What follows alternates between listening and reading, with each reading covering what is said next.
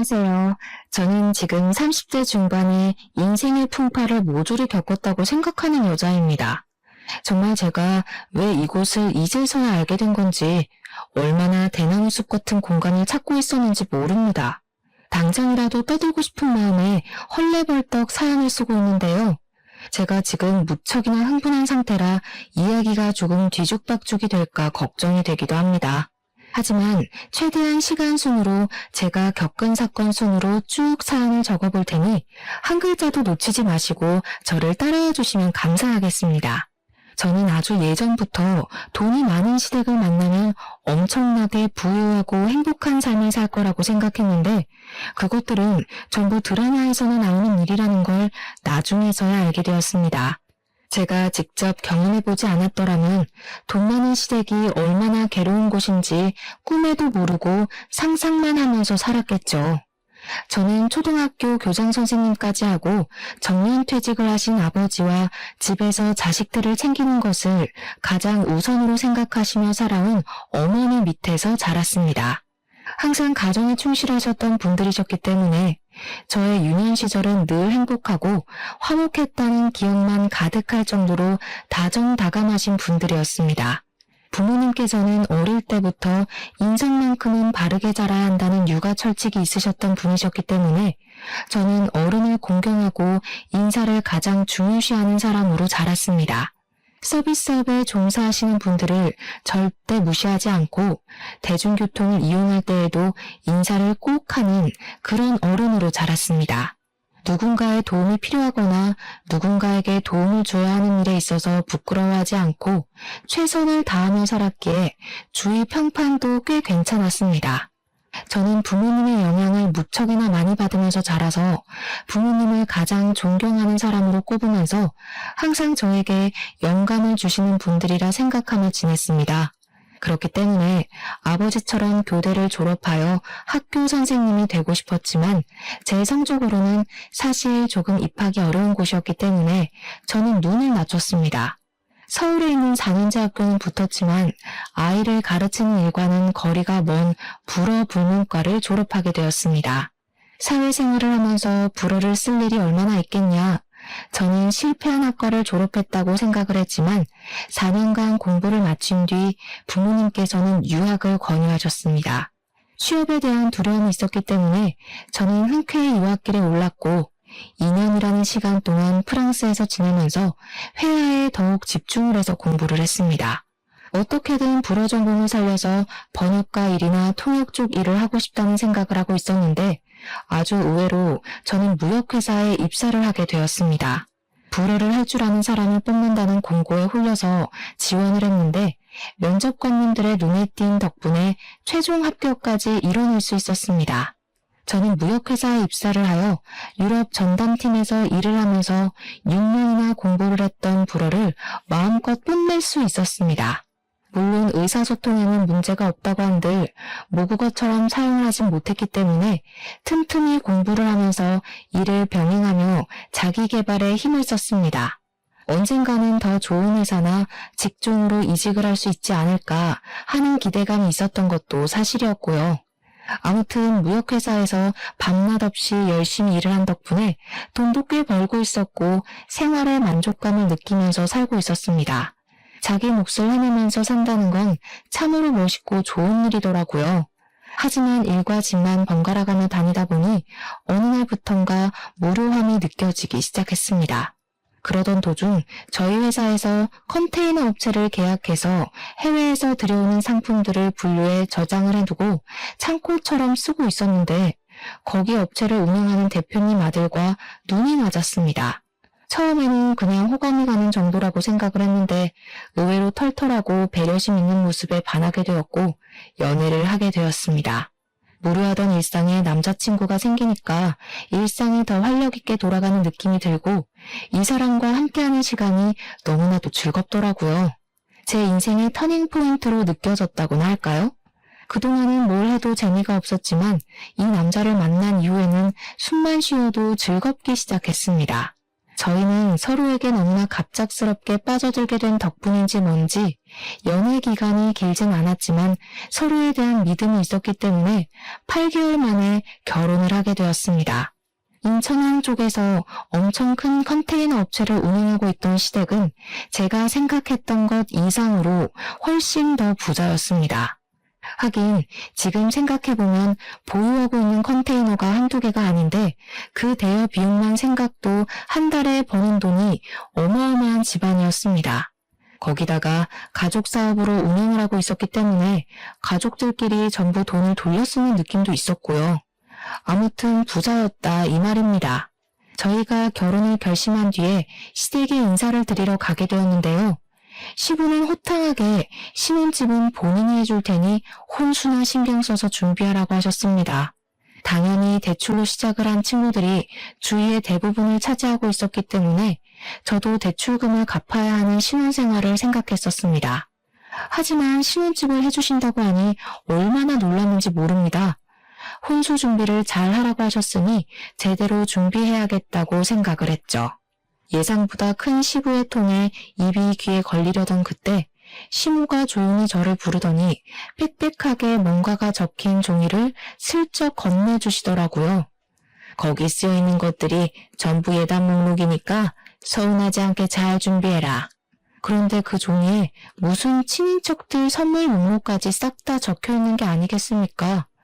이걸 전부 다 해오라는 말씀이세요? 양이 장난 아닌데요. 이것도 추리고 추린 거야. 집까지 떡하니 우리가 해주는데 당연히 친인척들 섭섭지 않게 챙겨야 하지 않겠니? 이런 게 우리 집 클래스란다. 저는 너무 많은 목록과 비싼 가격의 상품들로 이루어진 예단 목록을 보고 멈칫할 수밖에 없었지만 그 이외의 모든 비용은 시댁에서 부담하시겠다고 하시더라고요. 그러니까 제가 준비해야 할 건 시댁 식구들의 친인척들에게 구색을 맞춰줄 것들만 챙기면 된다 이 말이었습니다. 결혼식부터 신혼여행에 신혼집까지 전부 시댁에서 준비를 해주겠다고 하시는데 제가 뭐 손해보는 장사는 아니라고 생각을 하기도 했고요. 저는 그 종이를 들고 집으로 와서 부모님께 보여드리며 이것만 제대로 준비하면 나머지 들어가는 비용은 걱정하지 않으셔도 될 것 같다고 했습니다. 저희 부모님께서는 예단 목록을 보고 조금 놀라시긴 했지만 그래도 딸이 결혼하는데 이 정도는 해줄 수 있다고 하시더니 준비를 싹 해주셨습니다. 그래서 그 목록을 전부 시댁으로 보내드렸더니 시모가 아주 싹싹하고 호탕한 며느리가 들어왔다면서 흡족해 하셨습니다. 저한테 돈을 쓸 때는 팍팍 써야 한다면서 앞으로 잘 지내보자고 하시는데 말 맞다나 우리 시모가 아주 호쾌하신 성격이구나 하고 저도 좋았죠. 하지만 그게 그런 성격이 아니라는 것을 뒤늦게 알게 되었습니다. 시모는 그냥 돈이라는 위험한 무기로 갑질을 하는 것을 좋아하시는 분이었고 내게 이만큼을 너에게 했으니 너도 나에게 이만큼은 해야 한다는 생각을 가진 사람이었습니다. 물론 그게 뭐가 문제냐고 주는 만큼 받는 거라고 생각하시는 분들도 당연히 있으실 거라 생각합니다. 저도 기브앤테이크라고 생각을 하거든요. 하지만 시모는 형편이 어마어마하게 좋은 사람이지만 남들은 그만큼 따라가는 것조차도 벅찬 사람들이라는 것이었습니다. 한마디로 돈이 있는 사람이 베풀고 돈이 모자란 사람들에게 자기가 한 것만큼 베풀어라 하시니 그게 어찌 기브앤테이크가 될 수 있겠습니까? 저와 남편은 결혼을 한 이후에 신혼집에 입성을 하게 됐는데 남편이 시댁 사업장에서 시댁 식구들과 같이 일을 하고 있었기 때문에 집을 인천 쪽으로 얻어주셨습니다. 저는 회사가 강남에 위치하고 있었기 때문에 거리가 상당히 멀었습니다. 지하철을 타고 출퇴근을 하는 것은 상상도 하고 싶지 않을 정도로 싫었지만 시부가 지불해준 상태에서 제가 뭐 어떻게 할 수 있는 처지는 아니었습니다. 어쩔 수 없이 저는 중고차를 하나 사서 출퇴근용으로 써야겠다고 마음을 먹었는데 그 이야기를 전해 들은 시모가 차를 한 대 사주시겠다는 거 아니겠습니까? 쪽팔리게 중고차를 타고 다니면서 우리 집안 명성에 먹칠할 생각하지 말고 내가 사주는 차 끌고 다녀. 알겠어?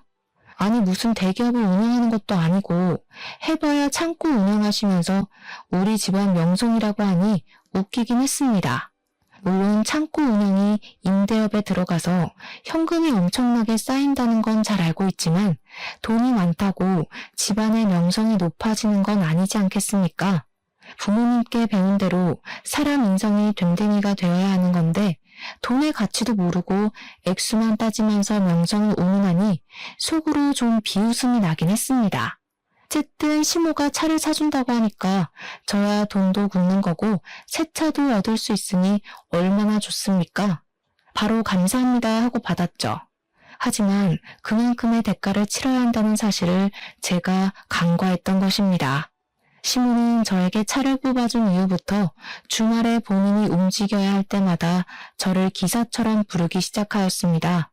저에게 늘 하시는 말이 내가 비싼 차를 뽑아줬는데 네가 나를 모시고 거기도 못 가? 당연히 네가 나를 데려다 줘야지 였습니다. 여러분 생각을 해보세요. 평일에 인천에서 강남까지 출퇴근을 하는 것도 운전하느라 피곤하고 힘들어 죽겠는데 주말까지 시무의 운전기사를 해야 한다고 말입니다. 거기다가 인천 집에서 인천 어딘가로 가시는 것도 아니고 매번 서울까지 운전을 해야 하니 운전에 대한 피로도가 장난 아닌 거죠. 친구들이 전부 그쪽에 산다고 하시면서 압구정에 가자, 청담동에 가자 하시더니 나중에는 분당에 가야 한다, 판교에서 모이기로 하면서 먼 곳까지 데려다 달라고 하더라고요. 정말 시모를 모셔다 드리고 모시고 오느라 주말 하루가 다 지나칠 지경이었습니다. 저도 남편이랑 데이트도 하고 싶고 주말에는 모든 족쇄와 굴레에서 벗어나 푹 쉬고 싶은 마음이 굴뚝 같은데 이게 무슨 팔자에도 없는 운전기사인지 이럴 거면 운전기사를 하나 부리시는 게 좋지 않을까 싶기도 하고 제가 며느리로 들어오기 전에는 어떻게 움직이셨는지 참 궁금해졌습니다. 알고 보니 우리 시모 운전 경력이 30년이 훌쩍 넘는 베스트 드라이버였습니다. 더 웃긴 건 말입니다. 친구들 모임에 데려다 드리면 저한테 한 3시간 놀다가 집으로 출발을 할 거니까 근처에서 대충 시간을 때우다가 부르면 오라고 하시는 겁니다. 정말 제가 무급으로 일을 하는 수행비서가 된 느낌이었습니다. 시모는 그걸 또 친구들에게 자랑을 하셨고요. 얘가 우리 며느리 되는 앤데 내가 부르면 5분 대기조로 대기 타고 있다가 쪼르르 달려 나오는 애야. 얼마나 예쁜지 몰라. 시모 딴에는 그게 칭찬이라고 생각했을지 모르겠지만 제 입장에서는 그냥 제 인격을 무시하는 말로밖에 들리지 않았습니다. 제가 부모님께 어른을 공경해야 한다고 항상 예의를 지키라고 배웠지만 시모 앞에서는 그런 배움과 가르침이 전부 와르르 무너지는 듯한 느낌이었습니다. 저는 시모 친구들 앞에서 부끄러워 꾹꾹 숨어버리고 싶은 심정이었습니다. 5분 대기조라는 말이 수치심을 불러일으켰거든요. 제가 어쩔 줄 몰라 하고 있는 그때 시모 친구분 중 한 분이 저에게 며느리가 일을 안 하냐고 물어보시더라고요.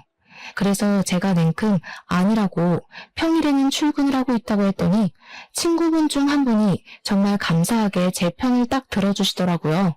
예, 너는 평일에 출근한다는 며느리를 주말까지 부려먹니?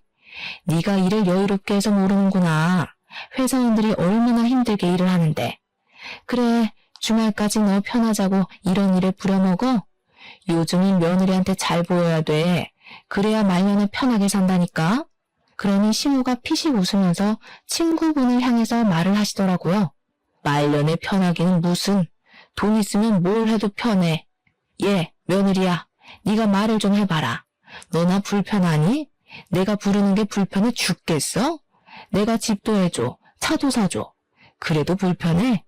솔직히 불편하고 피곤하고 당연한 말 아닌가요? 그런데 시모 앞에다 대놓고 네, 그렇다고 말을 할 수 있는 위인이 몇이나 되겠어요. 적어도 저는 부모님의 가르침에 반대되는 일은 하고 싶지 않았기에 그냥 웃고 말았습니다. 시모는 제가 당연히 싫다고 이야기한 게 아닌 줄 알고 생색을 내면서 우리 며느리는 자기한테 고마워서라도 그런 마음 가질 애가 아니라고 하셨습니다. 치사하게 차랑 집을 들먹이면서 이야기를 하는데 어느 누가 반기를 들겠습니까? 시모 친구분들이 저를 불쌍하게 바라보시는 것 같았습니다. 시간이 흘러서 결혼 후에 처음으로 맞이하는 명절이 되었는데 제가 빈손으로 갈 수가 없으니까 이것저것 준비를 조금 해갔습니다. 과일 세트랑 한과 세트 같은 걸 준비해서 갔더니 시모가 쓱 보고는 한마디 하시더라고요. 현금이 최고인데 이런 걸 사왔니? 저희 시댁이 워낙 부자다 보니까 저도 현금을 생각하지 않았던 것은 아니지만 얼마를 준비해야 하는지가 막막해서 예매했기에 선물로 사간 것이었습니다. 10만 원 단위는 당연히 한 소리 들을 것 같았고 그렇다고 100만 원 드리기에는 너무나도 부담이 되었습니다. 시댁에만 드릴 수도 없는 노릇이고 친정도 똑같이 챙겨야 하는데 저희라고 부담스럽지 않은 금액이 아닐 수 없었습니다. 그래서 머리를 돌리고 돌려서 꽤 유명하고 고급진 포장으로 되어 있는 식품으로 선물을 사간 것이었단 말입니다. 그걸 눈치를 챈 건지 뭔지 딱 잘라서 현금이 최고라면서 다음부터는 현금으로 준비해오라는 식으로 말씀을 하시니 식은땀이 절로 흐르더라고요. 그러더니 저에게 우리 집은 제사가 없지만 명절에 다 같이 모여서 한 끼 식사는 꼭 해야 하니까 앞으로는 일찍 와서 식사 준비를 거들라고 시켰습니다. 제사가 없다는 게 솔직히 정말 큰 장점이긴 하잖아요. 결혼한 친구들 이야기를 들어보면 제사만큼 거지 같은 것도 없다고 했었거든요. 저도 오히려 제사상을 준비하는 것보다 가족들이 맛있게 먹을 수 있는 밥을 준비하는 게 더 낫다고 생각을 했는데 식사 준비라는 게 정말 만만치가 않더라고요. 항상 명절에는 사내 진미가 어우러진 밥상을 먹어야 한다면서 저한테 다음 명절에는 불도장에 갈비찜에 해파리 냉채까지 준비를 해오라고 하시더라고요. 제가 못 알아듣고 네? 하고 다시 여쭙자 손이 많이 가는 그 음식들을 일일이 준비해서 재료를 가지고 오라는 것이었습니다. 집에서 만들어서 가지고 올까요? 했더니 그러면 음식 맛이 없다면서 전날 오든지 새벽에 오든지 와서 준비를 하라고 하시더군요. 그때부터 저는 무슨 일이 생기기만 하면 시댁으로 달려가야 했고 명절에 친정집에 가는 건 사치라고 여겨질 정도로 시댁에만 매달려야 했습니다. 시모가 집에서 친구들이랑 파티를 할 예정이라며 저에게 음식을 하고 집을 꾸미는 일을 시킨 적도 허다하게 많아서 제가 파티회사 직원이라도 된 줄 알았습니다. 시도 때도 없이 이거 해줘라 저거 해줘라 정말 사소한 것 하나까지도 본인은 귀찮으신 건지 저에게 다 시키셨습니다. 물론 제가 처음부터 거절을 했었다면 이야기가 조금 달라졌을지도 모르겠지만 이미 발을 담갔고 자꾸 저에게 너네 집 내가 해줬잖아를 달고 사시니 무시가 안 되더라고요. 남편에게 제가 너무 힘들다고 내가 일을 안 하는 것도 아니고 인천에서 강남까지 출퇴근한 것도 힘든데 시도 때도 없이 주말만 되면 불러대는 시모 때문에 스트레스를 받는다고요. 그러니까 남편이 저에게 웃으면서 그러더라고요.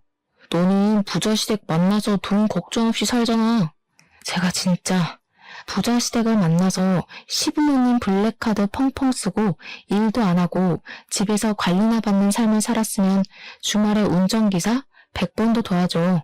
하지만 여자가 집에서 놀기만 하는 건 별로라면서 저에게 회사를 계속 다니라고 종용하고 생활비도 쥐꼬리만큼 주면서 부자시댁 만나서 걱정 없이 산다고 하니 덜 열받더라고요. 저는 남편에게 차라리 가난하게 살아도 좋으니까 주말에는 좀 쉴 수 있게 해달라고 했습니다. 지난 주말에도 시모 집에서 친구들이 모인다고 밥할에서 밥하고 저번 주에는 시댁 대청소를 한다고 불러서 저에게 짐 정리를 시키시지 않나. 여보, 우리 집 청소 안 한 지도 벌써 몇 주가 된 줄 알아? 그 사이에 내가 시모한테 불려가서 온갖 잡일을 한 게 얼만 줄 알고 나 지금 친정집에 못 간 것도 2달이나 된 거 알지? 2달 사이에 시댁은 7번이나 갔다 왔어. 7번. 그러니 남편이 시큰둥하게 아 그래? 하면서 그래도 뭐 어쩌겠냐고 하더라고요.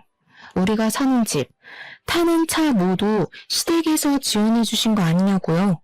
남편은 그냥 실실 웃으면서 시부모가 딸 같은 며느리가 들어왔으면 좋겠다고 노래를 불렀는데 며느리 생겨서 신나서 저러는 거라고 변명을 하더라고요.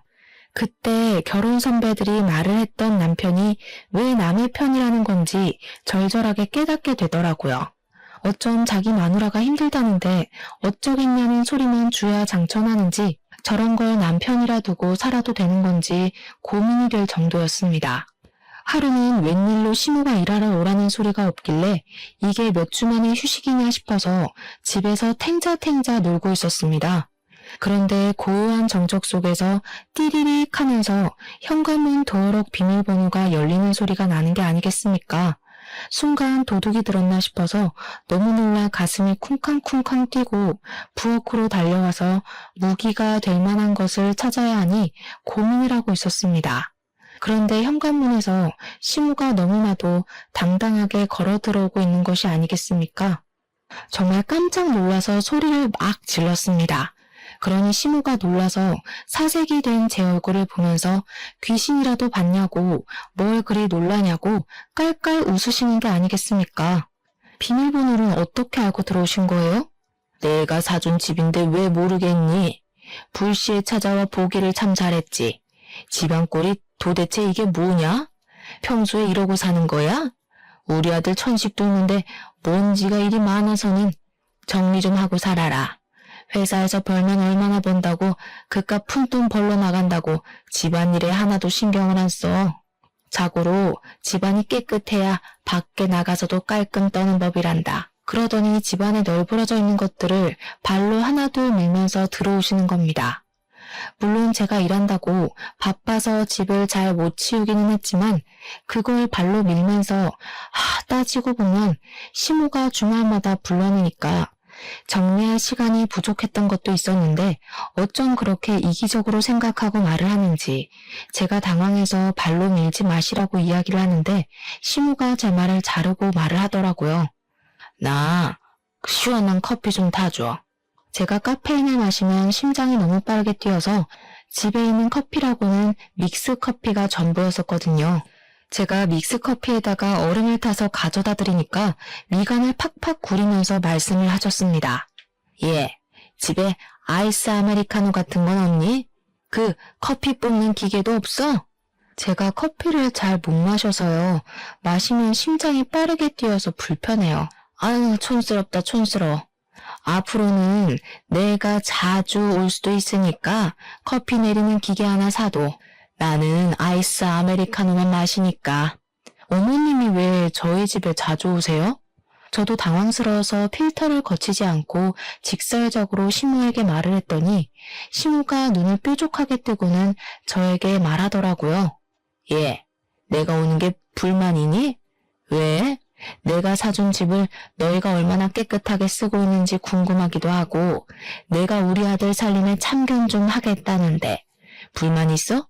내가 자주 와서 잔소리를 해야 치울 거 아니니? 네, 불만 있어요. 저도 더 이상 참을 수 없겠다는 생각에 시모에게 그냥 과감하게 질러버렸습니다. 시모가 찾아오는 게 너무나도 불편하고 불만이라고요. 그러니 시모가 화들짝 놀라는 신용을 하면서 뭐? 너 지금 뭐라 그랬니? 하면서 또 혼낼 기세로 옆구리에 손을 얹고 팔을 하더라고요. 근데 저도 이미 화가 났고 열이 받았으니 물불 가리지 않게 되더라고요. 어머님, 저 평일 내내 출근하고요. 주말 이틀 쉬는 게 전부예요. 그런데 어머님이 매번 저 불러내셔서 남편이랑 데이트도 못하고 어머님 수발만 들었잖아요. 근데 집까지 찾아오셔서 간섭을 하시겠다고 하면 당연히 불만이 생기지 않겠어요? 그러니까 시모가 저에게 어이가 없다는 말투로 말을 하셨습니다. 억울하면 내가 준 거를 받지 말았어야 하는 거 아니니? 너한테 다 사주기만 하면 나는 뭐 호구야? 차 사주고 집 사주고 참견도 못하게? 도대체 결혼한 지 시간이 얼마나 흘렀는데 아직까지도 차 사주고 집 사준 이야기를 하는 건지 저도 오기가 생기더라고요. 저 차 반납할게요. 집도 이사 가고요. 뭐 지금이라도 늦지 않았으니까 전세자금 대출받아서 가면 될 것 같아요. 똑부러지게 말을 하니 시모도 이것까지는 예상 못했던 반응이었던 건지 뭔지 입을 딱 다물고는 저를 있는 힘껏 째려보시기만 하더라고요. 자기가 무서워서 우리 집에 놀러 오지도 못하겠다고 하면서 집을 한번 쓱 둘러보시더니 이만 가보겠다고 황급히 사라지시더라고요. 시모에게 할 말 다 했을 때는 심장이 쿵쾅거렸지만 시모가 떠나고 나니까 속이 시원한 게 10년 묵은 채증이 내려가는 듯한 기분이 들었습니다.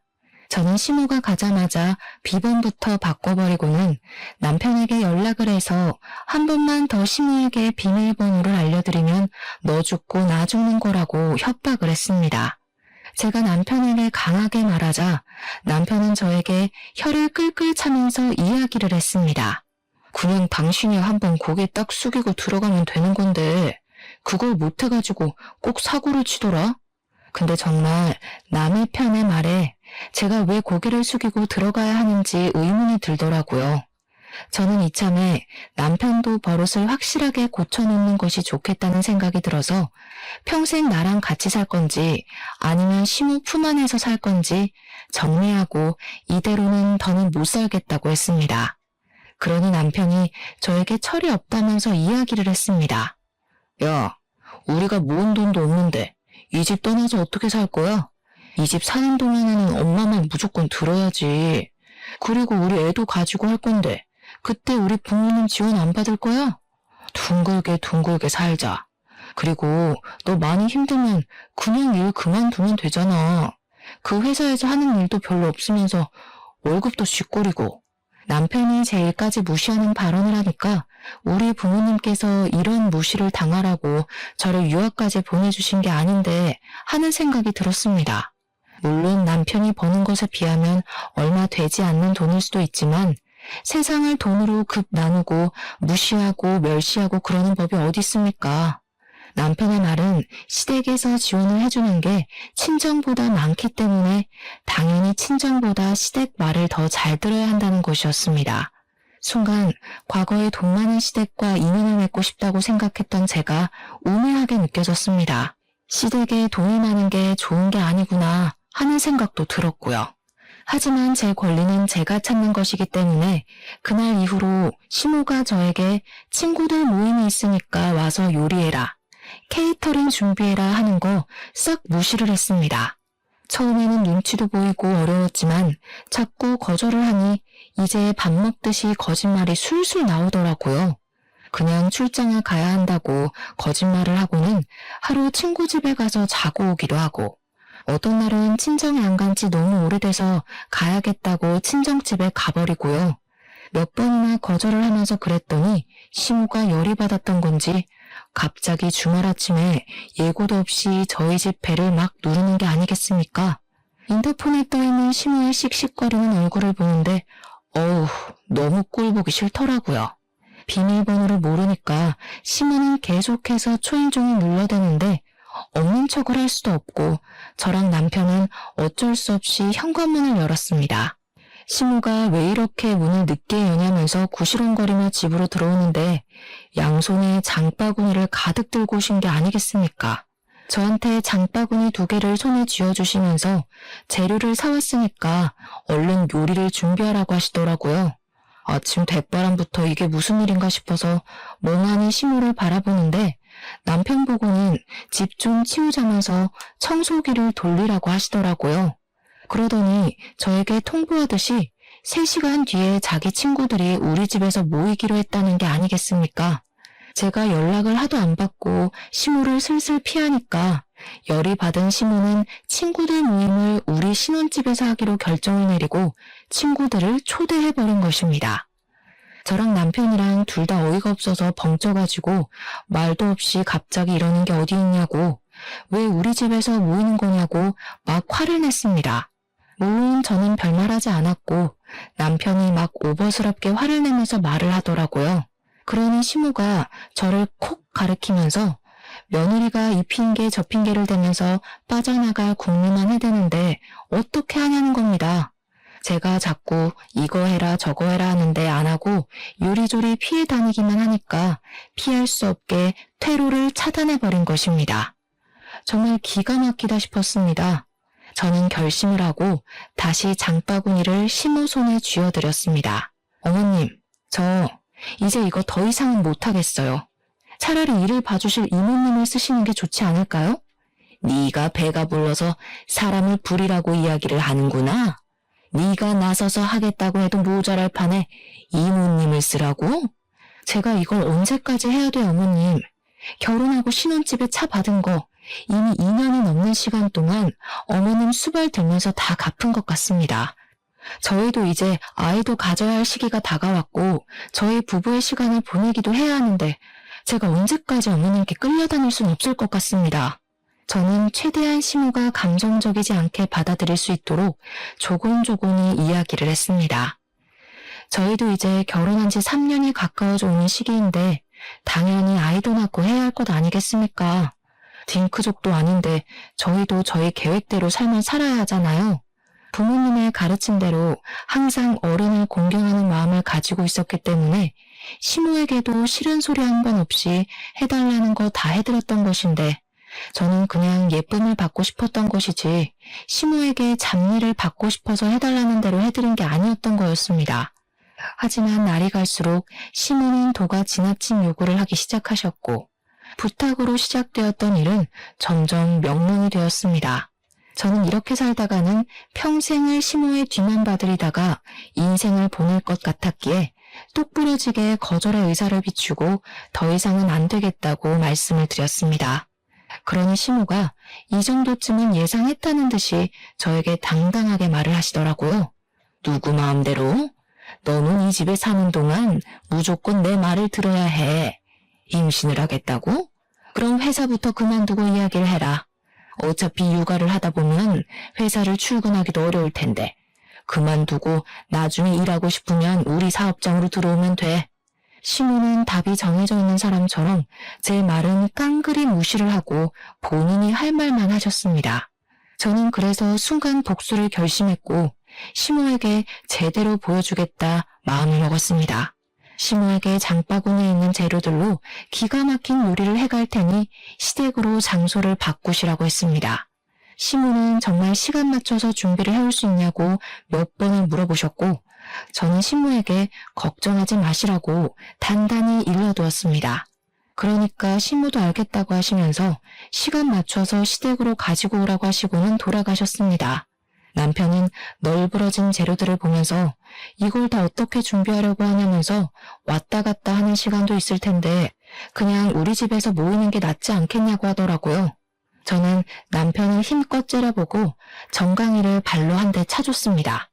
그리고 준비도 하지 않고 탱자탱자 시간을 보내면서 놀았습니다. 남편이 오히려 더 안절부절 못해하면서 발을 동동 구르길래 정신사납다고 가만히 있으라고 했습니다. 그리고 시모가 친구들이랑 모이기로 한 시간이 딱 40분 남았을 때 저는 시모의 집 근처로 차를 끌고 가서 주변을 둘러보았습니다. 그러니 제 눈에 딱 띄는 가게가 하나 있더라고요. 그곳은 바로 김밥들의 종류만 10가지가 넘는다는 분식집이었습니다.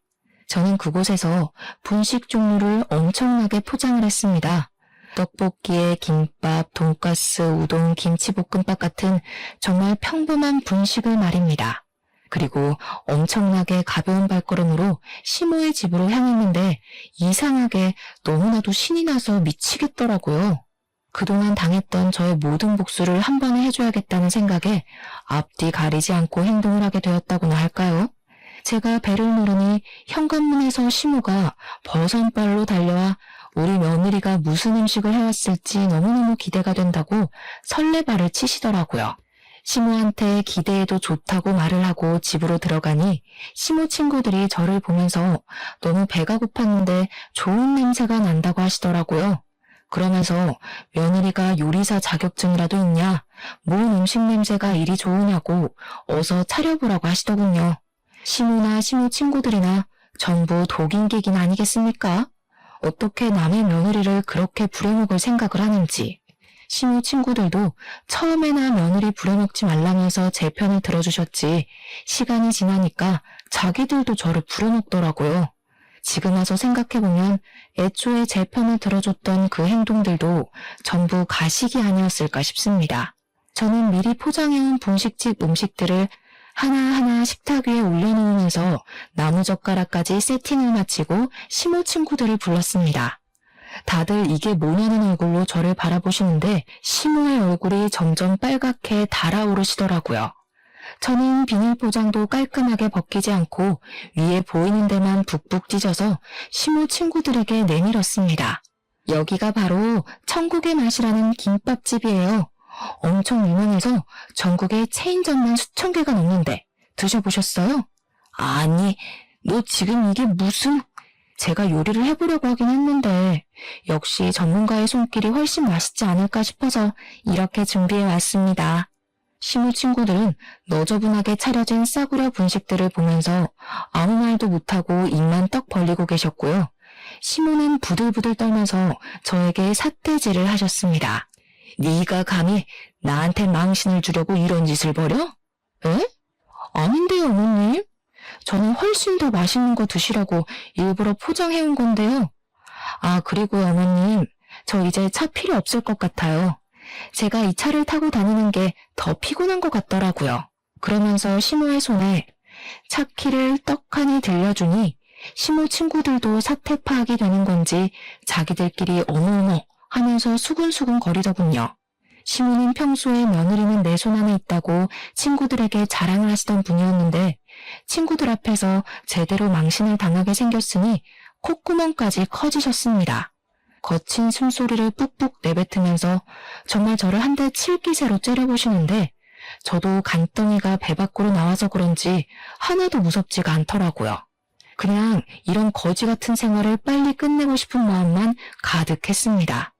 야, 내가 집도 사줘 차도 사줘 너한테 얼마나 해줬는데 지금 이게 나를 뭘로 보고? 어머님, 말은 바로 하셔야죠. 집은 아들 주신 거고 차는 제가 돌려드렸잖아요. 그리고 차 얻어 타는 동안 제가 어머님 운전기사 매일같이 했는데 그건 왜 쏙 빼세요? 예단 목록도 A4 용지 한 장 꽉 채워주신 거 허리띠 졸라매고 빚까지 내서 해드렸는데 저는 뭐 맨몸만 왔나요? 너 지금 말 다 했어? 아니요, 다 안 했는데요. 거기다가 갑질은 또 오죽하셨어요? 이렇게 친구분들 모일 때마다 저 못 부려먹어서 암달난 사람처럼 구셨잖아요. 제가 그동안은 참아야 복이 온다고 생각해서 참았는데 이제 더는 못 참겠어요. 차도 반납했으니까 저 찾지 마시고 불쑥불쑥 아들 집이라고 비밀번호 눌러서 들어오시는 거 교양 없는 행동인 거 아시죠? 그러면서 가볍게 콧방귀를 끼고 나오는데 뒤에서 시무 친구들이 어머, 너 아들 집에 그렇게 막 들어갔어? 하는 소리가 들리더라고요. 시무가 제 이름을 외치면서 아악 하고 소리를 지르는 게 들렸지만 저는 애써 무시하고 택시를 타고 집으로 돌아왔습니다. 남편이 저한테 음식 준비도 안 했는데 안 혼났냐고 물어보더라고요. 그래서 분식집에서 포장을 해갔다고 하니까 놀래서 저를 쳐다보더라고요. 여보도 반품당하고 싶지 않으면 똑바로 행동해. 나랑 이혼하고 싶어? 그러니 남편이 고개를 절레절레 저으면서 이혼은 하고 싶지 않다고 하더라고요. 나는 지금 목 끝까지 이혼하고 싶다는 말이 차올랐거든? 근데 내가 마지막 기회 줄게. 나 차도 반납한 마당에 더 이상 무서울 거 없거든. 그니까 처신 잘해. 그러니까 남편이 고개를 끄덕였습니다. 시모가 언제쯤 찾아오나 기다리고 있는데 호랑이도 제 말하면 온다고 1시간쯤 지나고 시모가 씩씩거리면서 찾아왔더라고요. 야, 문 열어. 평소 같으면 당연히 제가 버선발로 뛰어가서 문을 열었겠지만 이번에는 남편이 재빠르게 달려나가서 문을 열어주더라고요. 하지만 아무도 예상하지 못했던 일이 벌어지고 말았습니다. 당연히 제가 나올 줄 알았던 시모는 문이 열리자마자 콜라를 냅다 남편의 얼굴에 쏟아부어버린 것입니다. 남편이 으악하면서 눈에 콜라가 들어간 것 같다고 비명을 지르자 시모는 거기서 왜 네가 나오냐고 당황을 하더라고요. 남편이 우리 집에서 내가 나오지 누가 나오겠냐고 눈 따갑다고 난리를 치는데 그 꼴을 보는 저는 참으로 기가 막혔습니다. 아이고, 내 정신이야. 야, 네가 그러고도 며느리야? 네가 아주 죽고 싶어서 환장을 했지? 아주 사람 얼굴도 못 들고 다니게 그런 쪽팔림을 줘? 어머님, 평소에 사람들 앞에서 제 자존심 깎을 때는 그런 생각 안 하시다가 본인이 역지사지로 당하니까 난리를 치시네요? 뭐? 난리? 네가 아주 시애미를 우습게 보고 발악을 하는구나. 너 내 며느리로 인정 못한다. 나가. 어디서 나가요? 이 집 우리 남편 명의 집이고 남편한테 사주신 거잖아요. 누가 내 아들 보고 나가래? 너 나가라고 너. 이혼해. 우리 아들이랑 당장 이혼해. 당신 나랑 이혼할 거야? 그러니 남편이 고개를 절레절레 저었습니다. 아니, 내가 왜 엄마 때문에 이혼을 해? 난 지금 생활 너무 편하고 좋은데. 싫어. 나 이혼 안 할 거야. 그러자 시모가 가슴을 팡팡 치면서 왜 이렇게 애가 바보처럼 구냐고 세상에 좋은 여자 많다고 하더라고요. 근데 순간 그런 생각이 들더라고요. 이 남자랑 살면 제가 평생 이 꼴을 좋든 싫든 보고 살아야 하는데 그걸 다 용서하게 될 만큼의 이 사람의 장점을 모르겠는 겁니다. 저도 모르게 깨달음이 팍 생기면서 애가 없을 때 이혼하자는 마음이 들었습니다. 그래서 남편에게 그냥 우리 이혼하자고 했죠. 그러니 남편도 시모도 놀라더군요. 너 지금 너네 엄마가 와서 이 난리를 피우는데도 하는 말이 이 생활이 편하다밖에 없잖아. 너는 편할지 몰라도 나는 지옥 같았거든 지난 2년이? 그러니까 내가 이 희생을 치르면서까지 너랑 살 이유가 없어. 아줌마 아들 반품할게요. 앞으로 이 멍청이 잘 데리고 사시면서 아줌마 마음에 드는 여자랑 결혼시키세요. 그 말을 뱉고 나니까 너무나도 속이 후련하더라고요. 그리고 집만 챙겨서 바로 친정으로 오는데 웃음이 그렇게 나더라고요. 친정 부모님께 모든 이야기를 전달하고 이혼을 하겠다고 하니 어머니는 말없이 안아주시고 아버지는 담배를 태우셨습니다. 남편은 그날 이후부터 매일같이 친정에 와서 잘못했다고 빌었지만 저희 부모님께서 각양각색의 방법으로 쫓아내다가 결국에는 경찰까지 부르게 되었습니다. 경찰이 오고 나서는 남편도 충격을 받은 건지 더 이상 찾아오지 않더라고요. 협의 이혼으로 처리가 잘 되어서 저는 위자료 자체는 못 받았지만 재산 분할로 넉넉한 돈을 챙겨받았습니다. 아이가 없어서 다행이었지 애라도 있었으면 애 때문에 이혼을 못했을 거란 생각이 들었죠. 앞으로 저는 동동거리는 사람들이랑은 거리를 두고 살기로 했고 제 가치를 인정해주는 사람을 만나려고 합니다. 전 시댁 식구들처럼 본인들의 가치를 제대로 알지 못하고 허세에 찌든 사람들이랑은 상종하지 않으려고요. 여러분들도 이런 악연이 있으면 얼른 끊어내시길 바랍니다. 저처럼 호구같이 있다가는 좋은 세월 다 허망하게 보내고 말 거예요. 아무튼 제 이야기를 들어주셔서 감사합니다.